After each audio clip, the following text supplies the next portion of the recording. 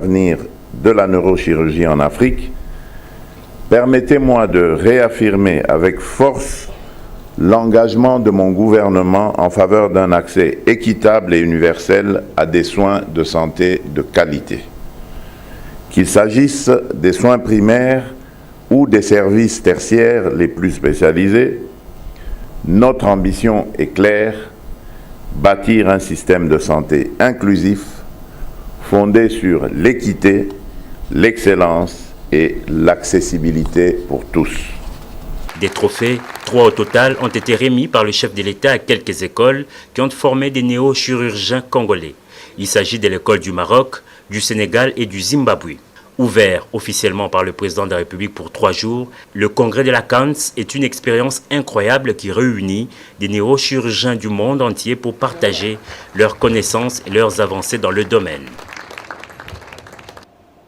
Je vous emmène au Caire en Égypte où séjourne présentement le président de la Chambre basse du Parlement. Une mission officielle de 4 jours qui va permettre à l'honorable Vital Kamerhe d'échanger avec son homologue égyptien autour de plusieurs projets bilatéraux restés en attente d'implémentation, notamment le domaine de l'énergie propre et renouvelable, des infrastructures et du transport avec la rénovation du chemin de fer de Kinshasa-Matadi et la réhabilitation de quelques aéroports du pays. Les détails avec Anim Balaka. Invité spécial du président de la Chambre des représentants égyptienne, Dr Anna Figuebali, le président de l'Assemblée nationale de la République démocratique du Congo, le professeur Vital Kamerhe, accompagné du rapporteur Jacques Joly, est arrivé le mardi 26 novembre 2024 au Caire, capitale de la République arabe d'Égypte. À l'aéroport international du Caire, le professeur Vital Kamerhe a été accueilli par le secrétaire général de la Chambre des représentants égyptienne, Ahmed Ezzat Manaha, et l'ambassadeur de la République démocratique du Congo en Égypte, Kassongo Moussenga Jean-Baptiste. Le mercredi 27 novembre, le professeur Vital Kamerhe et la délégation qui l'accompagne seront reçus par le président de la Chambre des représentants égyptienne, Dr Anna Figuebali, pour une séance de travail avant de poursuivre le séjour avec d'autres activités au programme. Avec un agenda qui s'étale sur 4 jours, cette visite va aussi être une occasion pour les présidents des 2 chambres d'échanger dans le cadre de l'appui parlementaire au gouvernement autour de plusieurs projets bilatéraux restés en attente d'implémentation, notamment dans les domaines de l'énergie propre et renouvelable, des infrastructures, de la recherche scientifique et du transport avec la rénovation du chemin de fer Kinshasa-Matadi et la réhabilitation de quelques aéroports du pays. Le speaker de la Chambre basse du Parlement congolais est aussi accompagné de quelques députés nationaux dont l'honorable Berthold Oulungu, président de la Commission Relations extérieures, l'honorable Tumba Mbombo Isis, du parti Ensemble pour la République, l'honorable Dibandi Nzondomio, du réseau des jeunes parlementaires, ainsi que de l'honorable Abdallah Penembaka de AAUNC. Cette visite fait suite à l'invitation lui transmise le 13 septembre dernier lors de l'audience accordée à l'ambassadeur égyptien en RDC, Echam Adel Salam, et s'inscrit dans le cadre du renforcement de la relation bilatérale et de la diplomatie parlementaire entre les 2 pays frères pour l'intérêt de leur peuple. Revenons au pays, à Mbujimayi, au Kasaï oriental, où le sénateur José Kalala Wakalala est allé au chevet des victimes des démolitions des maisons sur l'emprise de l'aéroport de Bipemba. Arrivé sur le lieu, le premier vice-président du Sénat a remis une enveloppe aux victimes compatissant ainsi à leur malheur. Il a en outre demandé à cette population de soutenir les actions du président de la République, Félix Antoine Tshisekedi Tshilombo. Anita Luamboa, José Dimonekene, nos envoyés spéciaux. L'attente était chargée d'émotions. Les victimes des démolitions des maisons dans la zone d'emprise de l'aéroport national de Bipemba se sont rassemblées dès l'aube, impatientes de voir le premier vice-président du Sénat, José Kalala Wakalala, pour son implication personnelle auprès du président de la République, Félix Antoine Tshisekedi, dans leur indemnisation. Vêtu de blanc, symbole d'amour et de paix, ce digne fils du terroir est accueilli par les autorités provinciales. Ensuite viendra la procession solidaire et de soutien aux côtés des sinistrés de Bipemba, marquant ainsi son engagement envers leur cause. Accueillis en triomphe, ce après un court entretien avec le vice-gouverneur de province, les sinistrés de Bipemba vont l'obliger à laisser son cortège pour une marche à pied de l'aéroport de Bipemba jusqu'au lieu du meeting. Jokal, comme on l'appelle affectueusement, va communier avec les siens. Dans son discours, José Kalalawa Kalala, premier vice-président du Sénat, va adresser un message de réconfort et d'encouragement aux victimes, tout en appelant la population de la province du Kasaï oriental à soutenir les actions du président de la République, Félix Antoine Tshisekedi. Vous avez appris l'initiative du président de la République d'échanger ou de réviser la Constitution. Je vous demande de les soutenir et l'accompagner dans ses actions.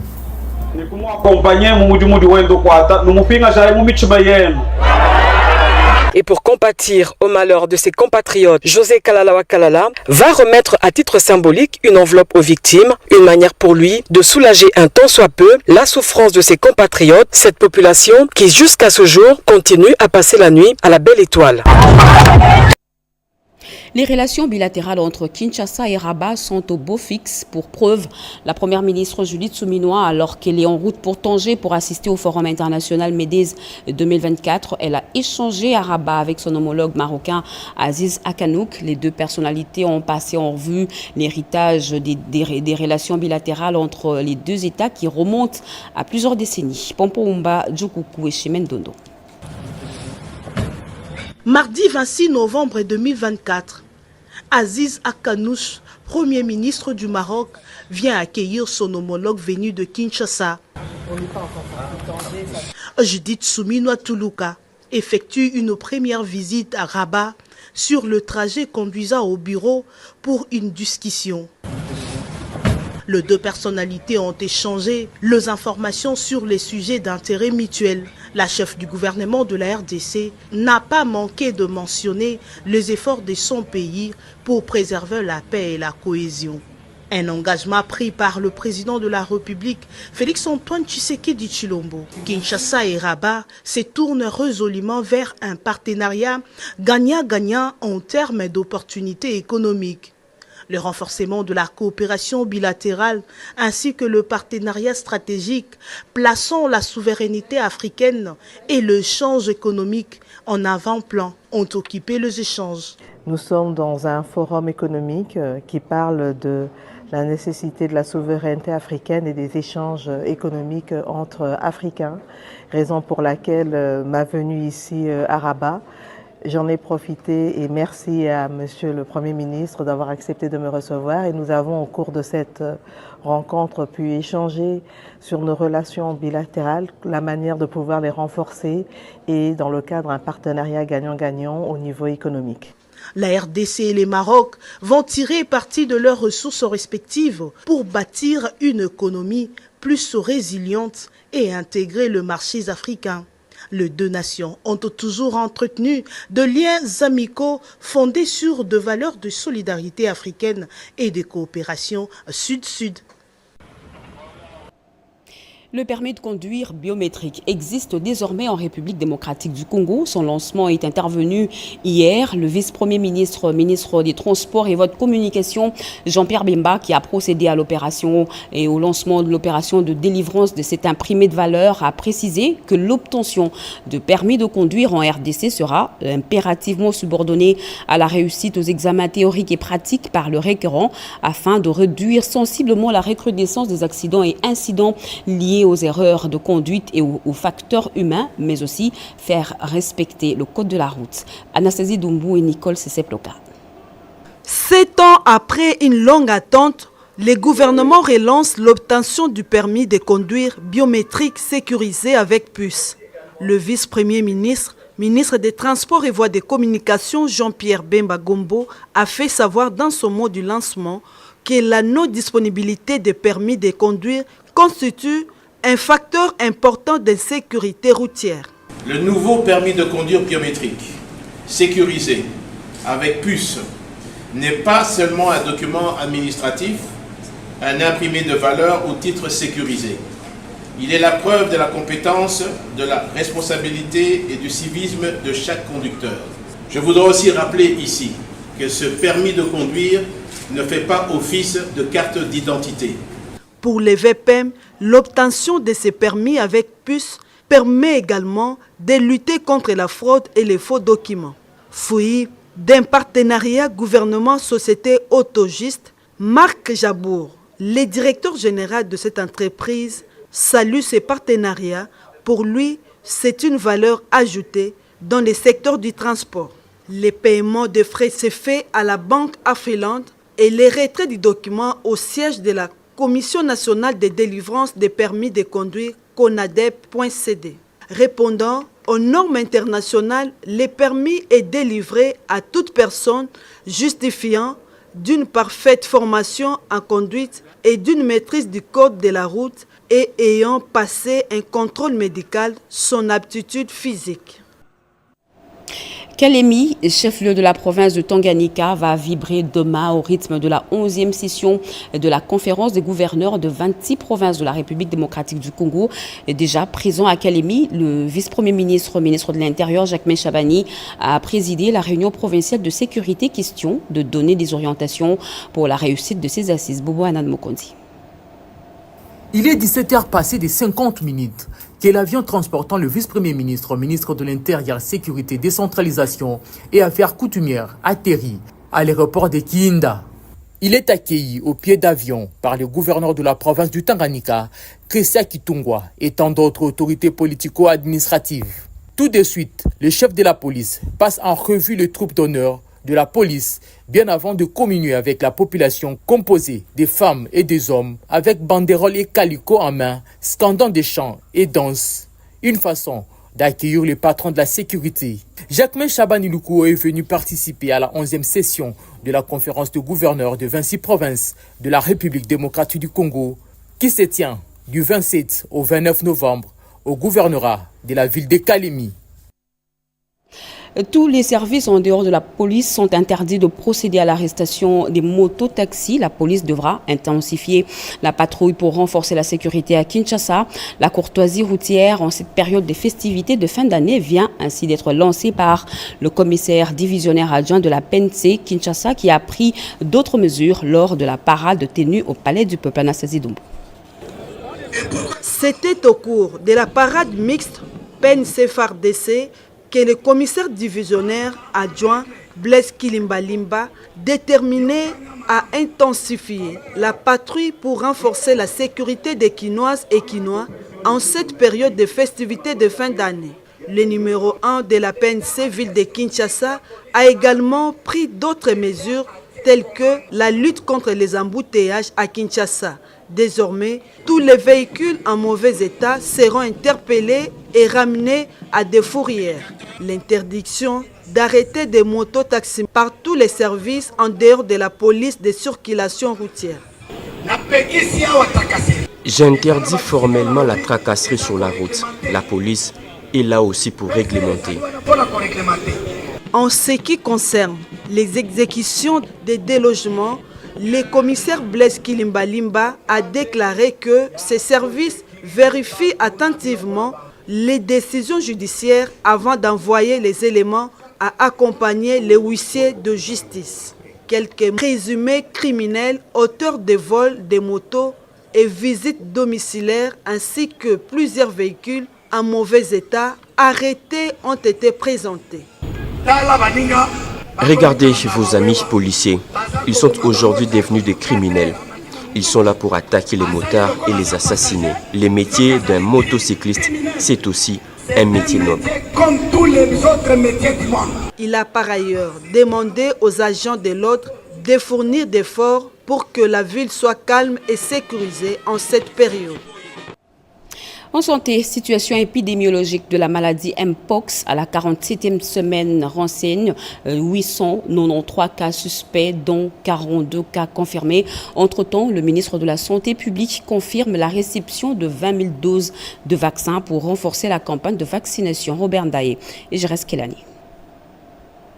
Le ministère de la Santé publique, Hygiène et Prévention sociale respecte sa tradition dans le cadre de la redevabilité pour communiquer sur l'évolution de la maladie du singe. Au cours de la semaine 47, 893 cas suspects, dont 42 cas ont été confirmés. Le taux de létalité a augmenté, passant de 0,21% dans la semaine 46 à 1% dans la semaine 47. Depuis le début de l'épidémie, de la première semaine à la 34e semaine, 49 0,56 cas suspects ont été rapportés, parmi lesquels 10 846 cas ont été confirmés et 1193 cas décès ont été enregistrés. On note la réception de 20 000 doses en provenance de la Belgique, la réception de 2300 doses du Portugal, la réception de 5 000 doses des Émirats Arabes Unis. Suite à la collecte journalière des données, les cas suspects pour la semaine 47 est passé de 893, 42 cas confirmés et 9 décès parmi les cas suspects. La vaccination Mpox, comme vous le savez, c'est une vaccination qui s'est faite pour la première fois au titre d'une réponse. Eh bien, cette vaccination a ciblé 6 provinces et la couverture à ce jour est une couverture de 103%. Pour ce faire, le ministère de la Santé va poursuivre la vaccination dans la zone de santé de Kokolo, la révision du plan de vaccination selon la nouvelle stratégie de vaccination en cours. Parlons tourisme en République démocratique du Congo avec une nouvelle politique pour redynamiser ce secteur et diversifier l'économie nationale. Le ministre du Tourisme Didier Mpiamba et son collègue de la communication et des médias Patrick Mouyaya ont co-animé hier lundi un briefing presse qui a fait un focus sur les réformes visant à débloquer le potentiel touristique de notre pays. Jacques Kabouaba. Nous voulons donner une image positive de la République démocratique du Congo dans les secteurs du tourisme. Didier Pambia, ministre du Tourisme, l'a dit au cours du briefing presse tenu conjointement avec le ministre de la Communication et Médias, Patrick Mouyaya Katembwe. Focus sur les réformes visant à débloquer les potentiels touristiques et à diversifier l'économie nationale, c'est le thème retenu. Le thème n'est pas un thème imposé par nous, mais c'est un thème qui est imposé par ONU Tourisme. C'est un thème qui est au niveau international. Parce qu'au niveau international, on réalise aussi que le tourisme peut être un vecteur de paix. Il peut permettre que nous puissions, autour des zones de conflit, comme dans les Virunga, en établissant des villages touristiques ou des zones d'activité touristique, contribuer à rétablir la paix. Et je suis convaincu aussi que le tourisme transfrontalier peut permettre aussi d'avoir une approche nouvelle qui va permettre aussi de réduire les villages dont vous parliez. Le village touristique. Alors, on y reviendra tout à l'heure parce que je voudrais quand même aller dans les détails. Allez-y. Mais vous voyez que dans ce diagramme, il y a toute une série de choses qui se font et qui permettent de créer de l'emploi et surtout aussi de s'arrimer au PDL 145. Parce que dans chacune des provinces, il y a des zones où on peut créer des villages touristiques. Dans chacun des territoires, il y a un potentiel touristique qui peut être développé, créer de l'emploi, améliorer le pouvoir d'achat des populations et aussi permettre donc que nous puissions créer des choses assez différentes. Et aujourd'hui, je remarque, malheureusement, nous qui sommes un peu zaïrois, nous avions des repères sur ce qui concernait, par exemple, les saluts au drapeau et toutes ces valeurs. Aujourd'hui, nous constatons de plus en plus, avec l'apparition des réseaux sociaux, une forme de dispersion sur des questions essentielles. Et dans les cadres justement de ce travail qui, pour nous, avant d'ailleurs de faire le travail à l'international sur le branding du pays, nous travaillons à faire ce que nous on appelle la nation building. Il faut construire cet État, il faut le reconstruire. Et on ne peut pas reconstruire un État qu'on ne connaît pas. Et c'est pour ça qu'il y a d'ailleurs la responsabilité des médias là-dedans, parce que nous sommes comme une rampe de lancement. Lorsque nous parlons de Bendele Koyate, lorsque nous parlons de Tout pour la patrie, c'est justement pour maintenir allumée cette flamme. La semaine congolaise du tourisme se tient au Palais du Peuple ici à Kinshasa. Elle va accueillir plusieurs ministres du tourisme de l'Afrique. Une manière pour le ministre Didier Mpambia de faire voir à la face du monde que la RDC est un pays où il fait beau vivre.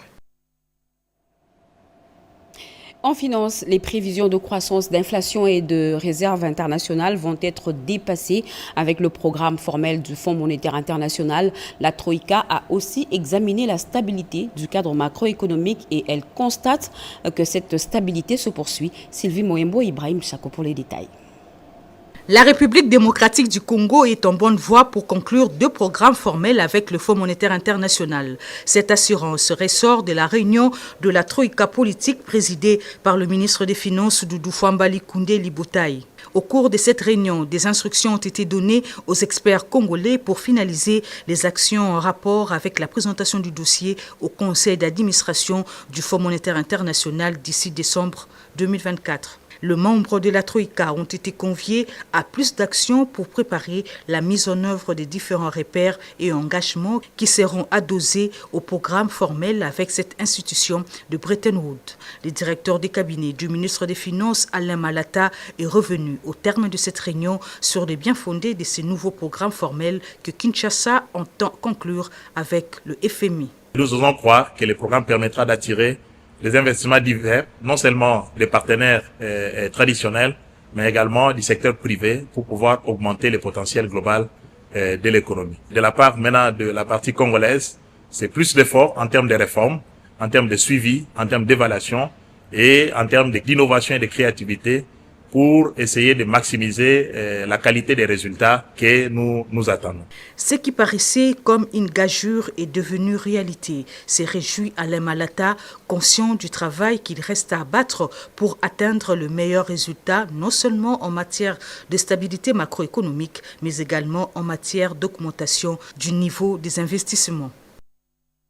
Le changement, l'une des réformes financières en République démocratique du Congo, est essentielle pour transformer durablement la gestion publique tout en tenant compte des réalités institutionnelles et des résistances humaines. Les parties prenantes viennent de valider les stratégies de ce changement. Rikin Zouzi et Tété Bongoudja pour le reportage. Les réformes des finances publiques entreprises en RDC depuis plus d'une décennie visent entre autres l'amélioration de la transparence dans la gestion, la modernisation des outils et les processus budgétaires, ainsi que le renforcement de la capacité institutionnelle des ministères et d'autres agences impliquées dans la gestion des ressources publiques, la lutte contre la corruption, la participation citoyenne et l'amélioration de la reddition des comptes. Ces transformations profondes nécessitent des changements significatifs qui malheureusement se retrouvent en face des résistances. Le comité de pilotage et d'orientation de la réforme des finances publiques COREF, représenté par Madame Angélique Boulemi, secrétaire exécutive adjointe, entend valider les stratégies pour relever les défis. Il s'agit de livrer au gouvernement 4 produits attendus, une définition claire d'un modèle à suivre, les types de messages à passer, l'organisation à mettre en place et une matrice des résultats. Une orientation sur la sensibilisation des diverses parties prenantes, une ébauche d'un plan de communication interne et externe et 4e produit attendu, une indication précise sur des actions spécifiques au suivi des groupes ou des personnes nécessitant une attention particulière pour corriger la fausse perception des réformes. La conduite du changement dans les réformes est donc essentielle pour transformer durablement la gestion publique, et le soutien de la Banque mondiale à travers le projet Encore facilite efficacement cette transition. Nous vous l'avions dit à l'entame de ce journal, les projets de construction actuels imposent l'intégration de dimensions réchauffement climatique. Les femmes architectes congolaises, françaises, belges, béninoises ont échangé les expériences sur cette question contemporaine à travers un atelier clôturé ce mardi à Kinshasa. Patrick Kachala, Chimène Dondo et Junior Kofunguza. L'atelier s'est tenu dans un cadre convivial favorisant les échanges et le partage d'expériences entre les architectes femmes avec de différents professeurs d'universités d'architecture de la RDC et de l'Europe, qui ont souligné chacun à son tour l'importance de l'architecture durable dans le contexte actuel. Beaucoup d'hommes ouvriers ont parfois des difficultés à imaginer se faire diriger par une femme architecte sur un chantier de construction. Que la femme ne doit pas être cantonnée dans un métier d'exécution, mais que la femme peut diriger une équipe dans la société, dans la construction des villes, de notre cadre bâti. Parmi les objectifs majeurs de cet atelier était de sensibiliser et de former les architectes face aux défis de changement climatique et créer un réseau solide entre les architectes femmes de la RDC et d'ailleurs. Enfin, de travailler ensemble pour promouvoir de pratiques architecturales durables et respectueuses de l'environnement. L'architecture est un métier méconnu dans notre pays. Et en particulier pour les architectes femmes, les opportunités sont très limitées. Alors avec AAF, Afrique Architecture Formation, nous sommes en train de faire une enquête pour essayer d'identifier les problèmes que les architectes femmes rencontrent dans leur profession, de trouver des solutions pour qu'elles puissent s'en sortir et surtout faire des recommandations afin que le métier soit connu et soit bien pratiqué. Parce que c'est un métier qui n'est pas seulement pour être sur chantier ou pour dessiner, mais c'est un métier transversal qui ouvre les portes pour tout et dans tous les domaines. En unissant leurs forces et en partageant leurs connaissances, ces professionnels de l'architecture espèrent non seulement améliorer leurs compétences, mais aussi contribuer de manière significative à un développement urbain durable en Afrique et au-delà. En politique, Christophe Mbosoko Diampouanga, deuxième vice-président de l'Assemblée nationale et membre du Présidium de l'Union sacrée de la Nation, se range du côté du changement de la Constitution. Dimanche dernier, au stade municipal de Massina, il a prêché le changement de la Constitution voulu par le chef de l'État, Félix-Antoine Tshisekedi Tshilombo, devant une foule composée des membres de sa formation politique, la Convention pour la République et la démocratie, CRD. Rodi Panda. Cette foule impressionnante remplie au stade patriotique de Massina, district de la Tchangou, autour du patriarche Mbosoko Diampouanga Christophe, est une preuve d'adhésion au vœu du chef de l'État pour la révision ou les changements de la constitution de la RDC. Après les rassemblements du stade Vélodrome de Kintambo, la Convention pour la République et la démocratie, CRD, de l'honorable Mbosoko Diampouanga, a poursuivi le dimanche 24 novembre son plaidoyer pour les changements de la Constitution. L'homme de l'événement a insisté sur l'importance du changement de la Constitution. Selon lui, cette démarche est essentielle pour donner au pays des garanties stables d'être dirigé par un véritable fils de cette nation.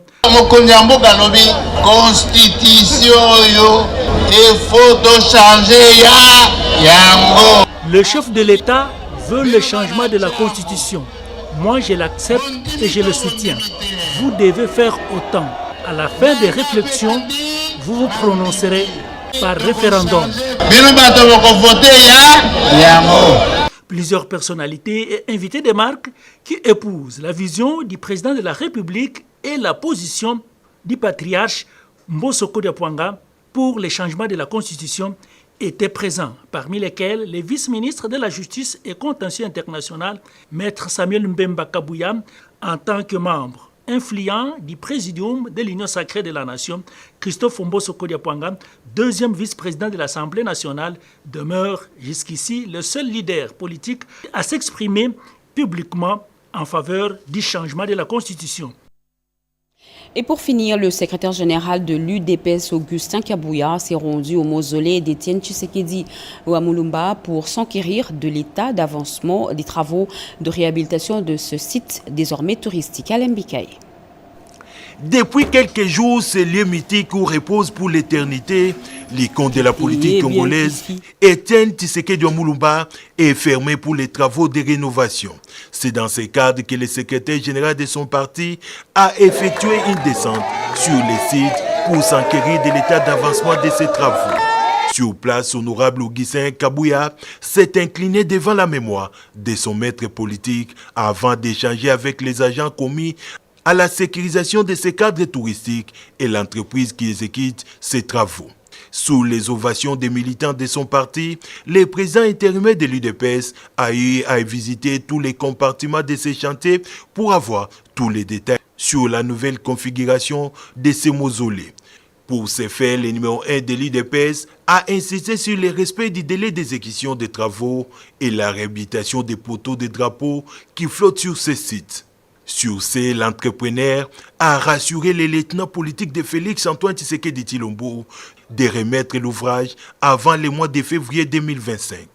C'est sur une note de satisfaction que le député national de Moamba, Augustin Kabouya, a bouclé sa tournée d'inspection. Fin de ce journal, mesdames et messieurs. Merci de l'avoir suivi. Merci à vous qui nous suivez à Kalemi et dans la province de Tanganyika et partout ailleurs sur